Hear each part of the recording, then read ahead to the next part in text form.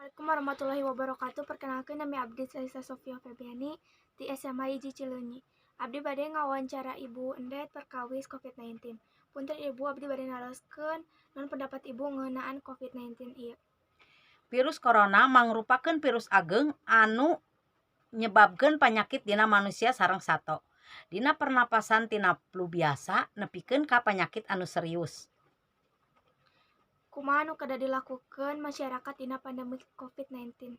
Nya urang kedah rajin cuci tangan, ngajaga kebersihan lingkungan, ngajaga kesehatan oge. Terus upami kaluar ti bumi kedah ngangge masker sareng upami ka mana-mana jaga jarak. Menurut Ibu kunaon COVID-19 ieu teh semakin meningkat? Biasana disababkeun ku masyarakat tara nerapkeun protokol kesehatan.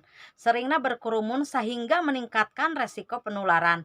Jeung masyarakat tara malire protokol kesehatan sareng sigana henteu peduli sanajan aranjeunna parantos terang seueur korban anu muncul unggal poe kasus penyakit Covid ieu. Teras menurut Ibu ira COVID-19 ieu tiasa liret?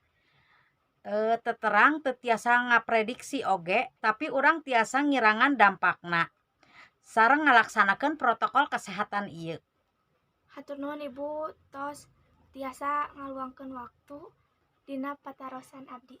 Sami-sami. Assalamualaikum warahmatullahi wabarakatuh.